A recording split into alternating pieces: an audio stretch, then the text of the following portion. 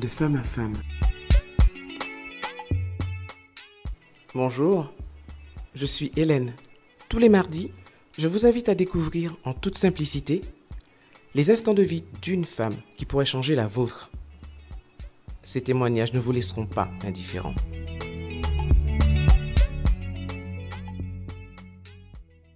Alors aujourd'hui, je reçois une femme. Comment est-ce que je pourrais la décrire? Elle fait timide, réservée. Je ne sais pas si derrière il y a un tempérament de feu, mais en tout cas, je suis extrêmement heureuse qu'elle ait répondu à mon invitation. Bonsoir Maïva. Bonsoir Hélène. Merci d'avoir accepté mon invitation. Avec plaisir.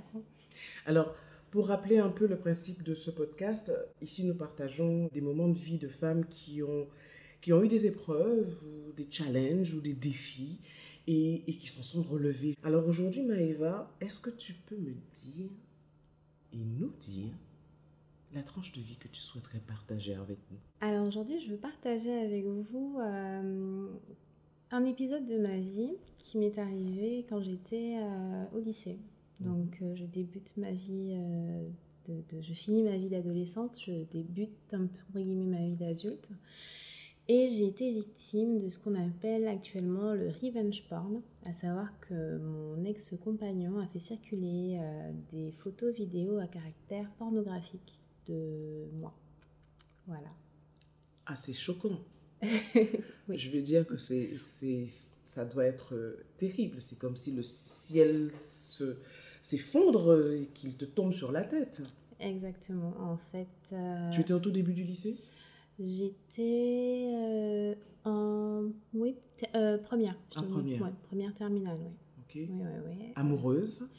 Amoureuse, donc c'est pas mon premier copain, mais c'est ma relation la plus sérieuse. C'est la relation qui dure depuis longtemps. C'est celui auquel je fais confiance. On parle de fiançailles, on parle Ah oui, quand même. Oui. En étant au lycée, vous parliez déjà de fiançailles. Exactement. Donc pour toi, c'était la personne en qui tu avais confiance. Exactement. Ce qui m'a permis de m'autoriser à... après, c'est vrai que j'ai toujours eu un rapport à mon corps où je suis pas très... alors, je dirais pas très pudique, mais je ne suis pas pudique. Avec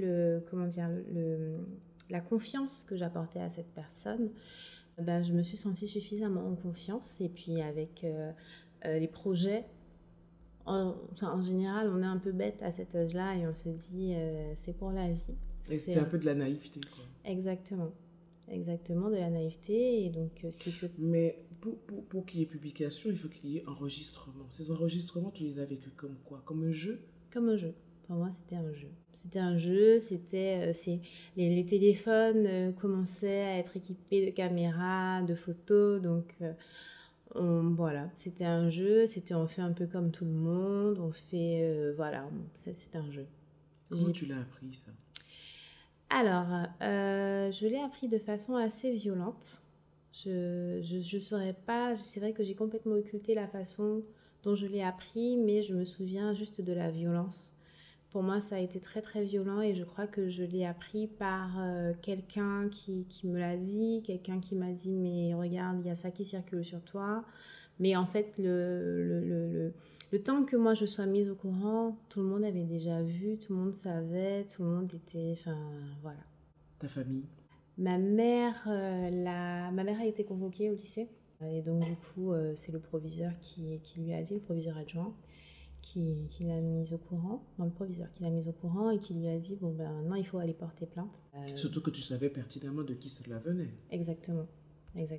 Donc il fallait aller porter plainte et donc on est parti au commissariat. Je suis arrivée au commissariat, je rigole mais c'est pas drôle. Quand je suis arrivée au commissariat... Mais si tu arrives à en rire aujourd'hui. Ah oui. Quand je suis arrivée au commissariat, le policier m'a dit de réfléchir. Pardon? Que voulait-il dire par là? Eh bien, est-ce que je suis sûre que je veux porter plainte? En gros, madame, c'était un jeu entre deux enfants, quelque chose sans conséquence. Est-ce qu'on est sûr qu'on veut porter plainte, de réfléchir? Et puis, je crois qu'il manquait peut-être ma pièce d'identité, puisqu'elle n'était pas venue pour ça, donc elle n'avait pas ma pièce d'identité, et donc, revenez. Alors, on va dire qu'à l'époque, les policiers n'étaient pas encore formés, puisque je crois qu'ils le sont maintenant, pour recevoir des plaintes de cet ordre. Donc, on va dire que ce monsieur n'était pas formé et qu'il manquait profondément de psychologie. Exactement. Est-ce que tu as reçu le soutien de ta mère? Ma mère a été dévastée. Ma mère est mère célibataire. Donc, mère célibataire à l'époque, déjà dans ma famille, ça voulait dire c'était un certain déshonneur, en gros, hein. Et donc, du coup, c'est vrai elle a été assez dévastée. Elle a essayé de m'apporter un peu son soutien comme elle a pu, mais c'est vrai que je pense qu'elle a dû gérer à son niveau ce que ça voulait dire, et surtout que ses collègues, enfin des gens de... Tout le monde Gérer le avait regard des autres, en fait. exactement des enfants de mon âge, et donc du coup venaient à le savoir, à lui en parler, donc il fallait gérer ça. Il fallait gérer ça puisque ma mère c'était quand même quelqu'un qui avait une certaine notoriété par les actions qu'elle pouvait mener, Mhm. qui a une espèce de caractère. Et donc du coup c'est vrai que bon je pense que pour des personnes bien intentionnées, elle venait pour lui en parler de façon à lui demander comment ça va, etc. Mais bon, les autres c'était plus un peu ah ouais, Cathy Mounatala fait. Tu es enfant unique. Oui, je suis enfant unique. Ouais, je suis enfant unique. Donc du coup j'ai géré ça avec mes amis du lycée à l'époque, ont été vraiment un grand soutien, un grand rempart. C'est génial. Peut-être même que je n'aurais pas été en vie aujourd'hui si je n'avais pas eu ces personnes. Parce que c'est vrai que c'est compliqué. C'est compliqué parce que ça... Qu'est-ce qui se passe dans sa tête? Il n'y a rien qui se passe. C'est vide. C'est vide parce que ça explose. Dans ma tête à moi, ça a explosé. C'est parti dans tous les sens. Je suis quelqu'un qui cogite énormément. C'est parti dans tous les sens. Honnêtement, je pense que je n'aurais peut-être pas été en vie vraiment si je n'avais pas eu le soutien de ces amis, des amis qui sont restés avec moi malgré, parce que j'en ai beaucoup qui du jour au lendemain qui étaient très Oui, je proches mais pense qui qu'il y m'ont a tourné le un dos. tri naturel s'est fait, en fait. Exactement. Qui m'ont tourné le dos, qui m'insultaient, des gens qui m'insultaient dans la rue, qui m'insultaient dans le lycée, qui m'insultaient, enfin voilà. As-tu pu terminer ton année au lycée? J'ai terminé mon année. De toute façon, avec la mère que j'avais, il n'était pas question que, en plus, alors là, non, ça aurait été le pompon. Donc oui, j'ai terminé mon année. Est-ce que tu as reçu de l'aide de la part du lycée? Non. C'est vrai que du coup, je me souviens qu'une fois j'étais partie, j'ai toujours été très très fine. Et donc, avec toujours apporté des petites robes, des trucs. Et une fois, j'arrive avec une petite robe et le proviseur adjoint vient me voir et me dit là, tu te mets en difficulté. Ma robe était d'une longueur tout à fait convenable. Mais voilà. Il y avait un amalgame qui avait été fait, en fait. Voilà, C'est-à-dire qu'on t'avait quelque part posé dans une case? Pas spécialement, parce que du coup, je pense qu'ils ont pu cerner mon profil et le profil de ma maman. Et donc, voir que j'étais pas du genre à faire n'importe quoi, ni être, entre guillemets, olé ou au chante, ou voilà. Mais c'est vrai que je pense qu'il avait plus peur pour moi que je me mette en difficulté, parce que c'est vrai qu'à cette époque-là, c'est l'époque où justement, il commençait à avoir de plus en plus de revenge porn, de plus en plus de cas comme ça.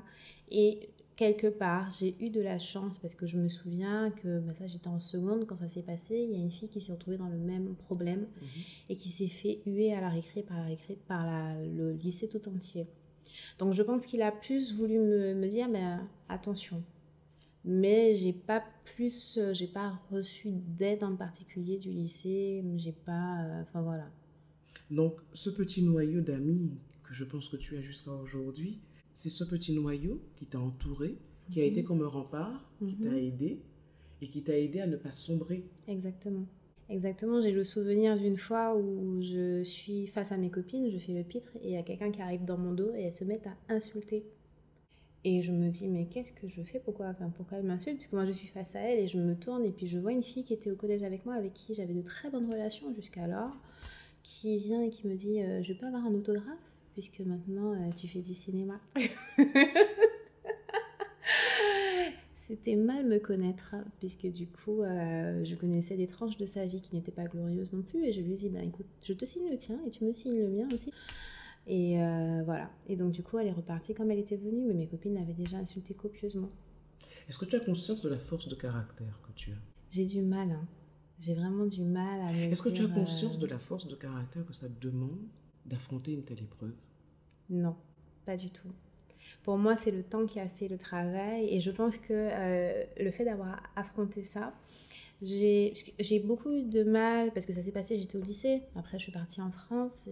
Alors, c'est drôle parce que en terminale, donc je me suis l'année d'après, pour reprendre la rentrée, je me suis dit ok, j'essaye de me changer physiquement. Je me suis percé le nez, je me suis coupé les cheveux, j'ai mis des lentilles de couleur, j'ai essayé de me changer puisque du coup je portais des lunettes. Donc j'ai vraiment essayé de me changer comme si ça aurait empêché aux gens de me reconnaître et Oui. donc de me juger par En fait, rapport à ça. tu voulais vivre caché, en fait. Exactement, alors que me dissimuler, alors que pas du tout, ça n'a pas du tout fonctionné, au contraire.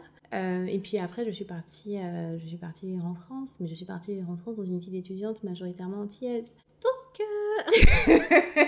Comme on ça dit, n'a- tous les Antillais se connaissent. exactement. C'est-à-dire que c'est une nouvelle qui me suivait, même des années après, soit qui me suivait, soit qui me précédait, ou alors du jour au lendemain, j'avais des interactions avec des gens qui se passaient très bien. Et hop, la personne change sans que je comprenne ni comment ni pourquoi. Et puis après, je réalise que telle chose a été dite. Et donc, du coup, par rapport à ça, la personne fait le choix de couper les ponts avec moi ou de ne pas, de ne plus me parler ou alors de me traiter différemment. Ça a été compliqué. Jusqu'au jour où j'ai rencontré un garçon. Et donc, on commence à parler, ça se passe bien. Et je me dis, je préfère, moi, lui dire plutôt qu'il l'apprenne de quelqu'un et que son comportement change. Et quand je lui dis, mais je lui dis, mais j'ai les chocottes, je tremble, je suis pas bien, je suis en sueur, tout mon corps me fait mal. Et il me dit, mais c'est tout? Je lui dis, c'est déjà pas mal, hein. C'est déjà pas mal, hein. Je sais pas, qu'est-ce que tu attendais? Il me dit, mais t'es comme ça, juste comme t'es nerveuse comme ça, juste pour me dire ça. Il me dit, mais franchement, ça m'aurait étonné que tu l'aies pas fait, t'aimes trop ton corps pour pas l'avoir fait. Ok. Et en fait, il s'en foutait royalement. Et mon compagnon actuel aussi, pareil, je me suis dit, je préfère lui dire, on ne sait jamais, même si on s'est rencontrés des années après, mais toujours dans cette optique de je préfère lui dire, aussi pareil. Pour lui, c'était un non-événement, mais enfin, tu me racontes ça. Mais Et à la limite, le problème, c'était pas toi, mais l'autre. c'est ça, c'est ça. Donc voilà, enfin, pourquoi tu me racontes ça Et c'est là que je me suis dit, je peux... Voilà, c'est un non-événement. C'est un non-événement. Cette personne, je suppose que, bon, bien sûr, vos vies se sont séparées. Non. Très bien. Non. C'est quelqu'un qui est resté dans ma vie pendant longtemps. Alors, pas avec un investissement amoureux, mais c'est vrai qu'au départ, parce qu'en fait, ça s'est passé dans un contexte de rupture. Donc, on rompt, il fait ça. Donc pendant un moment on se parle pas et donc je me souviens d'un épisode où il vient me voir en bas de chez ma meilleure amie et elle pète un câble. C'est la première fois, je pense que ça va faire bientôt peut-être plus de 15 ans qu'on est amis. Et oui, plus de 15 ans puisque ça s'est passé, j'avais 15 ans. Donc plus de 15 ans qu'on est amis, on s'est disputé une seule fois et c'était cette fois-là. Parce qu'elle ne comprenait pas et j'avoue... Que tu puisses échanger avec lui. Voilà, que je puisse continuer à échanger avec lui. Mais comment, justement, comment tu expliques le fait que tu aies pu continuer à échanger avec lui? Je ne saurais pas expliquer. Tu lui as pardonné? Est-ce que je sais? Oui, je pense, je sais pas. Je sais pas, parce que à l'heure J'ai où je l'impression te que tu ne t'es parle, même pas posé la question. je me suis pas posé la question. Je me suis pas posé la question et je peux te dire que, par exemple, notre dernier échange date il y a même pas un an.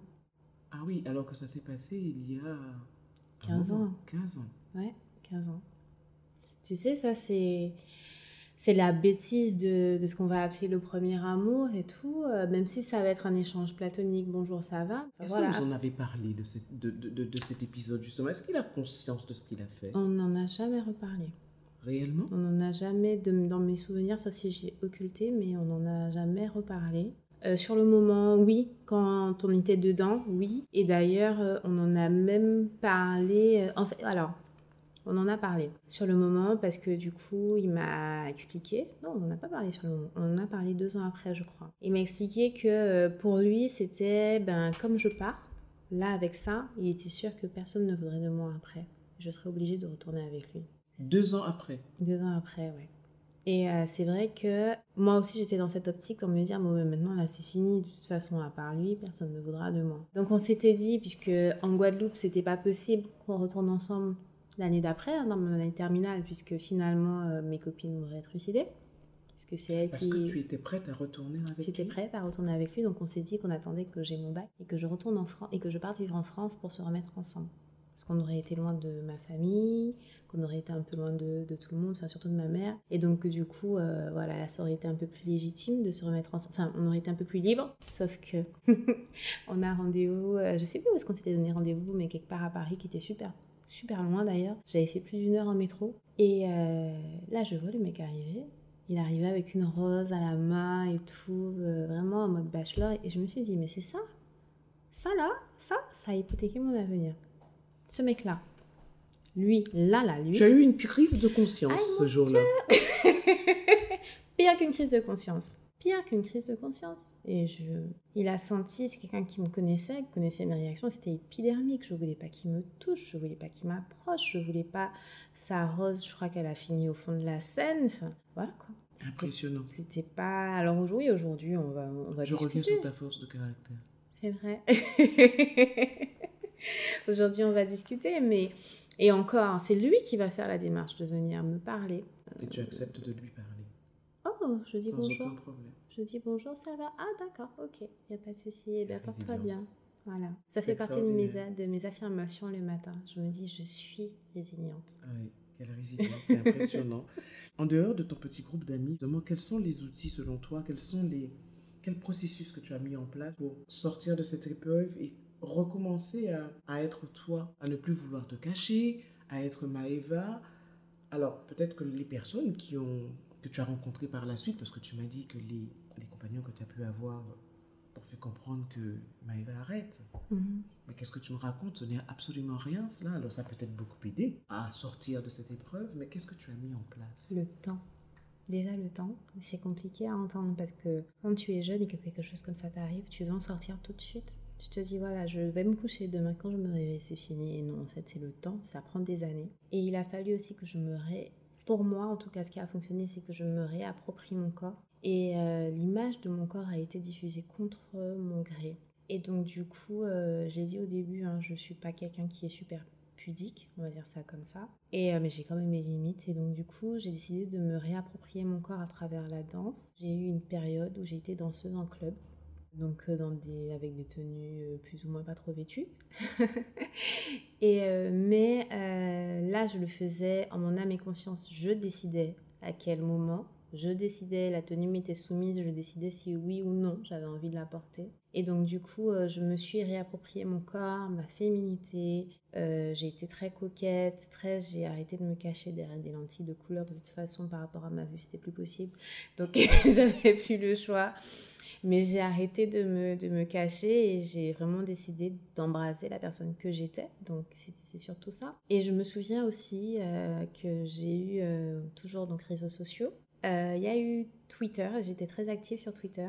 Vraiment des années après, peut-être 5 ans après et encore même beaucoup plus. Il y a quelqu'un qui vient m'attaquer sur ça. Plus de 5 ans après. Plus de 5 ans après. Et au départ, je pense que ça me serait arrivé peut-être 3 années auparavant. Quelques années auparavant, je me serais vraiment effondrée et j'aurais supprimé mes comptes et tout. Et là, je lui ai répondu. Et je lui ai aussi expliqué que c'était mon corps, que c'était moi et qui m'appartenait. Et que du coup, si toutefois, déjà que je lui déconseillais de faire circuler quoi que ce soit parce que ça s'appelait de la pédopornographie et que je ne me gênerais pas pour aller porter plainte et que je serais très contente de nager dans ces dommages et intérêts. Mais aussi que du coup, que si vous voulez venir me voir pour en discuter, je serai à tel club et qu'ils se sentent libres de venir me voir, on en parlera de vive voix. Et j'ai vraiment été soufflée. Et là, par contre, je suis sur la force de caractère parce que j'ai vraiment été choquée. J'étais tremblante derrière mon téléphone. J'étais tremblante, il m'a fallu une douche froide pour me remettre les idées en place, mais j'étais vraiment soufflée par la réponse que j'ai pu lui apporter. Et c'est à ce moment-là que je me suis rendu compte que c'était derrière moi. Et c'est vrai que les compagnons que j'ai eus après qui m'ont indiqué que c'était une donnée c'était un non-événement pour eux. Je pense que ça a aussi contribué au fait que je me dise, écoute, de toute façon, tu as grandi. Et puis, si les personnes qui ont envie d'avoir des interactions avec toi, elles auront des interactions avec toi, quel que soit ce que contient ton passé, en fait. Donc, je pense que c'est un peu de tout, mais la plus grande donnée et ce qui est le plus important pour moi, ça reste le temps. C'est le temps qui a guéri. Tu n'as jamais vu un psy? Non. Super, Non, j'ai jamais, non. Et qu'est-ce que... Parce que, ok, en fait, quelque part, quand cette personne t'a, bien des années plus tard, plus de 5 ans après, comme tu le disais, t'as relancé sur cet épisode de ta vie, je crois que c'est à ce moment-là que tu as réalisé, en fait, que, ouais, comme tu l'as dit tout à l'heure, c'était derrière toi. C'est à ce Exactement. moment-là que tu as réalisé que, oui, Maëva, je m'en suis sortie, Mhm. malgré le fait que, Mhm. ok, t'es pris la douche froide parce que là, Oui, le là, palpitant était... Mais ma réponse, en vrai, ça a été oui et. Et là, qu'est-ce que... quoi d'autre? Quoi d'autre? Oui, voilà. Oui, et après, on fait quoi? Donc, voilà. C'était extraordinaire. Et ça t'en fait quoi? Ça te fait quoi d'en parler là? Alors, le fait de savoir que j'allais en parler, ça m'a donné des sueurs froides parce que je me suis dit, mais pourquoi tu ressors tout ça? Tu l'as bien enfoui? Pourquoi tu as envie d'en parler aujourd'hui? Et je pensais vraiment que l'exercice aurait été plus compliqué. Je pense que ça contribue à faire de moi la personne que je suis aujourd'hui et ça contribue à formater le regard que j'ai aujourd'hui vis-à-vis des personnes plus jeunes et des conseils que je vais pouvoir donner à des personnes plus jeunes, surtout de ma famille, des proches, mais même des moins proches. Je me sens légitime quand je leur dis, ben non, là peut-être que tu n'es pas dans une relation qui est saine, et là non, peut-être que tu ne devrais pas faire ça, et non, tu ne devrais pas t'exposer comme ça sur les réseaux sociaux. Parce que je sais ce que ça fait, et il faut dire que moi j'ai eu de la chance. Ce que je considère comme étant de la chance, c'est que quand moi ça s'est passé, c'était encore à l'époque d'MSN. Il n'y avait pas WhatsApp, il n'y avait pas Facebook, Il n'y avait pas Instagram, il il n'y n'y avait avait pas pas tout ça. Twitter, etc. Exactement. Donc du coup, j'ai pu échapper entre guillemets à la boucle. Et à part quelqu'un qui m'a dit, oh, tiens, j'ai ça sur mon disque dur externe, auquel j'ai ressorti mon petit laïus sur la pédopornographie, pardon, ben c'est tombé aux oubliettes. Mais celles qui le font actuellement et qui ont donc Facebook, Instagram, etc., etc., et surtout les groupes WhatsApp, Très c'est plus compliqué. compliqué aujourd'hui. C'est plus Qu'est-ce que tu compliqué. dirais à toutes ces femmes et à toutes ces jeunes? Parce que je trouve qu'il y a beaucoup de jeunes qui se Qui se laissent... font avoir. Alors, tout est possible, rien n'est définitif. Ça, c'est ma phrase, c'est vraiment mon laïus. Et rien n'est définitif, surtout l'amour. Rien n'est définitif. Et donc, la personne pour laquelle on a des sentiments et pour laquelle on donne tout et on a l'impression que c'est pour la vie, ça peut ne pas être pour la vie. Et la personne peut avoir un ressentiment envers nous qui va lui donner envie de nous faire du mal par la suite. Donc, c'est vrai qu'il faut pouvoir se protéger son intégrité, se protéger simplement en fait, se protéger soi parce que c'est compliqué. Alors oui, on en sort, oui, on passe à autre chose, mais ça prend du temps et puis ça laisse des séquelles sur les relations, ça laisse des séquelles sur notre relation à l'autre aussi, à notre façon Tu as eu du mal à d'appréhender. refaire confiance? Énormément, énormément de mal. Comme je disais au départ, je cogite énormément, donc j'ai vraiment eu du mal à refaire confiance à quelqu'un. Et même là, par exemple, quand j'ai quand même pris, je crois, 9 à 10 mois, sinon plus, à me remettre dans une relation avec quelqu'un, en avançant à tâtons. Et je me suis quand même mangé des réflexions du style, mais tu te mets déjà en couple après ce qui t'est arrivé, je pensais que tu aurais laissé ça de côté, enfin voilà. Donc c'est vrai qu'on peut faire confiance à tout le monde, on peut faire confiance à tout le monde. Avec parcimonie. Avec Un parcimonie. petit lapsus là, non? Oui, voilà. Avec énormément de parcimonie, on peut pas faire confiance à tout le monde. Il faut pas donner sa confiance à tout le monde, ou alors il faut avoir confiance et aimer les yeux ouverts. Grand ouvert. C'est très important. Très important.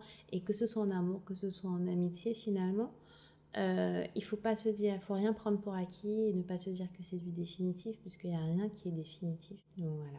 Et puis Alors, faire tu as confiance des au temps. nièces? Non, tu n'as pas de nièces puisque tu es enfant Unique, ouais, unique. je suis non, j'ai pas Mais de dans nièce. ta famille, tu as des jeunes. J'ai des jeunes dans ma famille, oui. Donc pour lesquels, alors je n'ai pas raconté cet épisode parce qu'elle était un peu trop jeune pour que je puisse lui raconter. Enfin, quand tout ça s'est produit, je lui ai pas raconté cet épisode, mais c'est vrai que du coup, Tu es très protectrice peut-être. très, peut-être un peu trop, peut-être que je l'étouffe un peu, mais je suis très protectrice, pardon. Et je surveille énormément l'image qu'elle renvoie sur les réseaux sociaux. Et je suis derrière à tirer la sonnette d'alarme dès qu'un truc ne me plaît pas. Oui. Impressionnant. Mais c'est vrai que pour revenir à la façon dont on se sort de ce type d'épreuve, il y a le temps, comme tu l'as dit toi, et il y a le caractère. Parce que je te le redis, tu as une force de caractère impressionnante. Parce qu'on a connu des jeunes filles qui se sont suicidées, Ouais. etc. Donc, la force de caractère, surtout que tu n'as même pas fait appel à un psy. Non, non. Et je pense que ta mère est une femme de caractère aussi. Mhm. Et qu'elle a dû t'aider. Oui, elle m'a aidée à sa façon.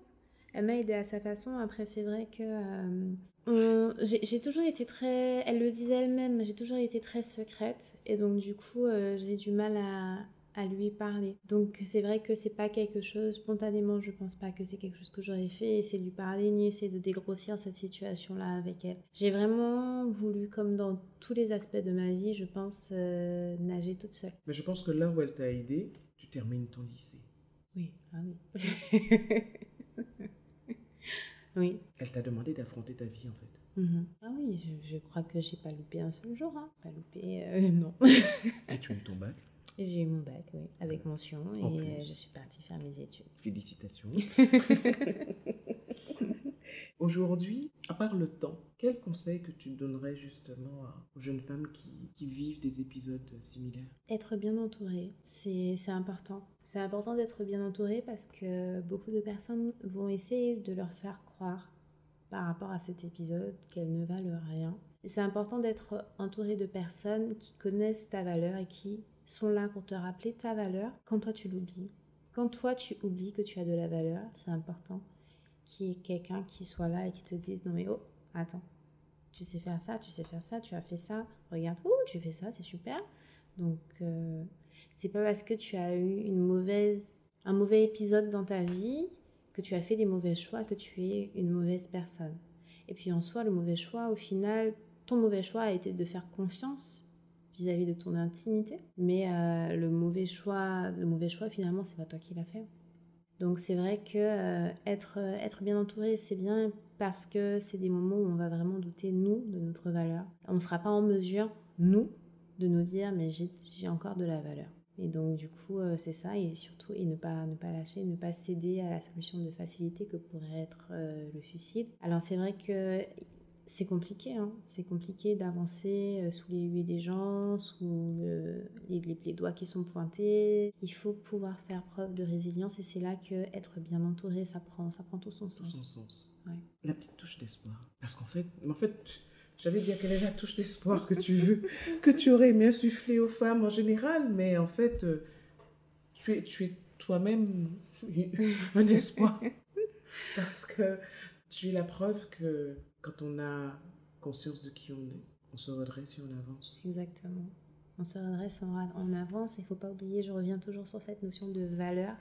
C'est important. C'est important de se dire, j'ai de la valeur. Je suis, tout simplement. Voilà. Je suis. Je suis. Et puis après, rajouter des choses derrière s'il faut. Je suis belle, je suis intelligente. Ce que je vis actuellement ne me définit pas en tant que personne. Je suis quelqu'un qui a de la valeur. Je suis quelqu'un qui est méritant. Voilà, être dans la positivité, c'est compliqué. Mais il faut, c'est pas tout. Non, je dirais pas que c'est compliqué. Je dirais que c'est pas tous les jours évident. Mais il faut, je pense que c'est important de se rappeler qui on est et de se rappeler au final quelle est notre valeur. Tu es maman? Oui, d'un petit garçon, oui. Est-ce que, alors un petit garçon, que ce soit petit garçon ou petite fille, je pense que l'éducation que l'on transmet aux enfants, aux filles, on leur apprend à se respecter et à être maîtresse de leur corps. Elles ont le droit, c'est elles qui choisissent ce dont elles ont besoin, ce dont elles ont envie pour leur corps. Et aux garçons, on leur apprend à respecter les femmes. C'est ça. Je suis en train d'élever mon fils avec des valeurs telles que l'autonomie, le respect de soi, mais aussi le respect des autres, le respect de l'espace des autres. C'est important pour moi parce que du coup, demain, je n'aimerais pas, vraiment pas, qu'on me dise ou que j'apprenne que mon fils a mis quelqu'un dans une situation dans laquelle je me suis retrouvée, que ce soit ça, que ce soit le harcèlement scolaire, parce que j'ai aussi vécu cette situation. Donc, je n'aimerais pas que mon fils demain se retrouve du côté des méchants. Et ça me ferait vraiment beaucoup de peine et je pense que ça lui ferait beaucoup de mal. Donc, je souhaite en tout cas lui inculquer des valeurs, suffisamment en tout cas de valeurs pour qu'il ne se retrouve pas dans une situation demain où c'est lui qui blesse. Alors, s'il fallait que je retienne 2 mots de cet échange, je crois que je retiendrai le temps et les valeurs. Voilà. En tout cas, c'est extrêmement émouvant et je te remercie pour ce témoignage qui, j'espère, arrivera non pas aux oreilles, mais au cerveau, au cœur de bien des femmes, parce que la façon dont tu t'en es sortie est admirable. Merci. Vraiment, tu es vraiment une très belle personne. Je te remercie du fond du cœur d'avoir accepté de venir échanger avec moi aujourd'hui. C'est moi qui te remercie de m'avoir fait libérer un peu ma parole autour de cet événement enfoui. Mais définitivement derrière toi. Exactement. Merci à toi, Maïva. Merci, Hélène. Je te souhaite une belle route. Merci.